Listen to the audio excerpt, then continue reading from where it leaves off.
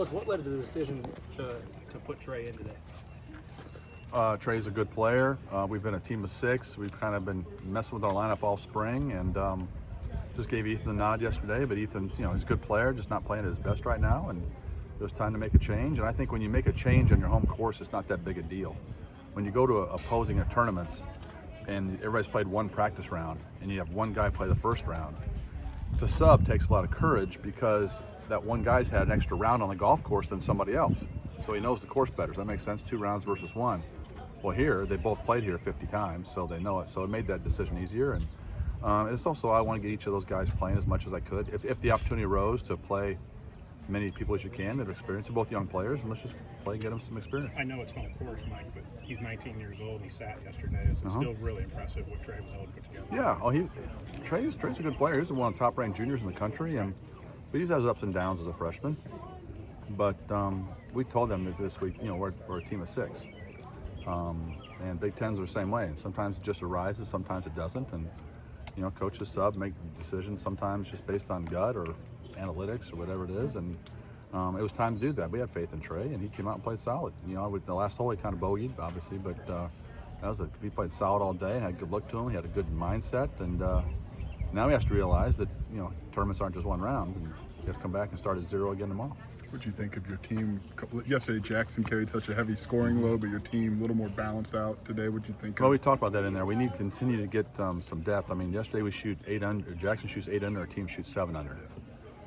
So Jackson saved us and didn't really have a lot of help. But it was a solid day. Today, Ryan shoots 4 under. Our team shoots 3 under.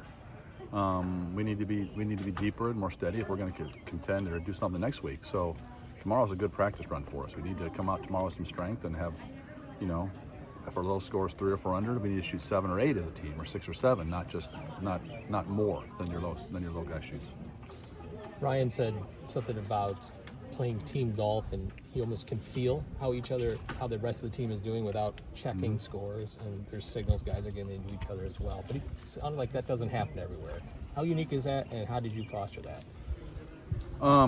Well, I'm a big believer. I learned this a long time ago. Any organization or family or business, when you work with people, there's like an unseen energy, and it's got to be positive. It's got to be accountable. It's got to be encouraging. And any negativity, any kind of negative vibe, or any kind of just Debbie Downer, it's amazing how that spreads. It's you can't really explain it, but there's an energy in there.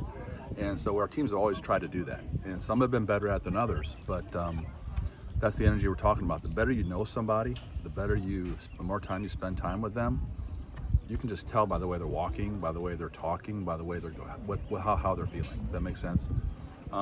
So when things aren't going well, you still need to be above the fray and be able to think positive on the next shot, not the one you just hit. Because I mentioned yesterday, I think too many young players are always in the past. They carry bad stuff with them. You got to move on to the next one. There's a lot of adversity out there. It's going to hit you. Move past it. And what he's referencing is when you're out there playing, if everybody's got that vibe, nobody's really down and out. Easier said than done. Again, they're 19 and 20-year-old kids learning this stuff, and a lot of pressure, self-imposed pressure, but outside pressure, and it's just something you try to foster. It's something that I believe any organization, you should have that. There shouldn't be any naysayers or any energy drainers around, and that's what he's talking about.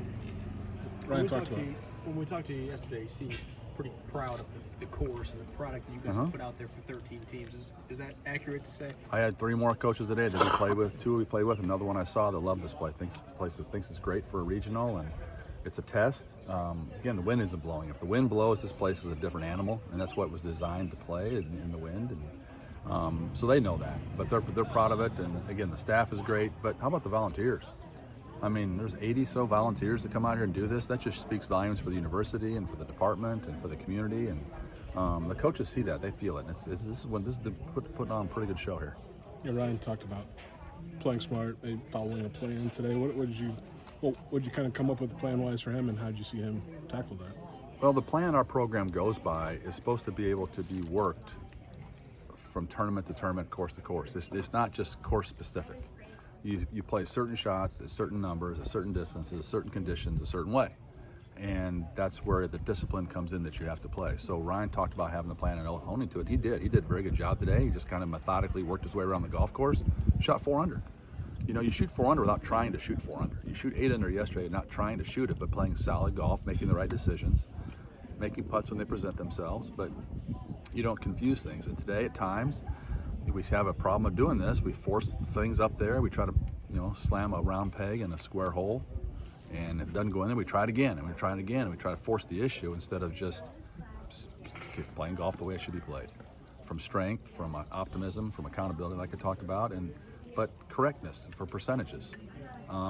There's times when you have to make changes and kind of throw that away, but that hadn't been that time here yet. And so Ryan did it well, and we need everybody to do that well. Is he a guy that can go out there and kind of follow that plan just kind of take the methodical approach? Is that in him? I think he understands that, but again, when you're playing better, it's easier to do it. You're not tempted to go out of it. I mean, when guys struggle or make a bogey on a par 5, or hit a bad shot, or make a 3-putt, they want to get it back right away. Or make a double bogey, they think I get 2 shots back in the next hole, and that's not the way it works. You still stick with the plan. And I think he has the maturity to do that. And most of our guys do too. And the teams we've really had over the years, the really good ones, those guys understand that quicker. It takes a lot of resiliency and a lot of discipline to do it. But that's what separates tour players from good amateurs and good amateurs from not good amateurs. It's the discipline, understanding how to play the game. Tomorrow, specifically, when it gets late, do you keep a closer eye on the scoreboard? Would ever have guys we always change how they play late, depending on where you're at? Yeah, but we're here to win this thing, and there's a chance we may not qualify. There's a chance we may win it. Our goal is to go out tomorrow and play from strength and move up the leaderboard. This program never looks behind us in the leaderboard. We never look down. We talk about that the first day of practice, the first week of the fall, is we always look up. We're always chasing something, and if we're in the front, we're going after, we're leading, we're going ahead of it. We're not looking behind us and playing scared, timid golf. I don't like that. Fearful golf is the most unpleasant way to play this game.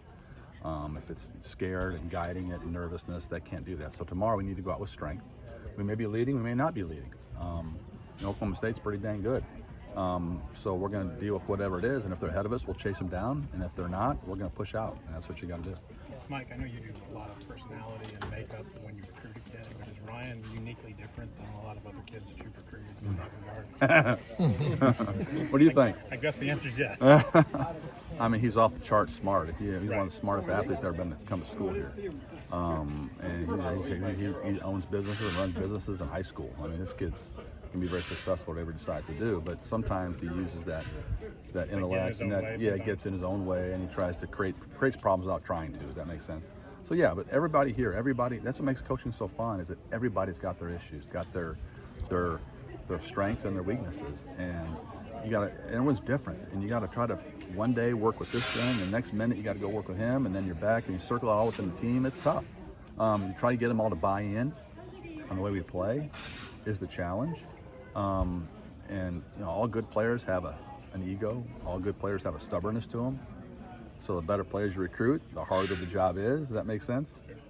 Players that aren't very good, that just want to get better and they listen on every word. Okay, they listen, but the talent level may not be there. So Ryan's got a good combination of both, and obviously he's improved a lot. I mean, he was a good, solid junior player. A little guy, he's grown up and big, and now he's an All-American last year, and he's getting better all the time. But he'll be the first to tell you that he does get in his way, and that's part of growing, part of learning that.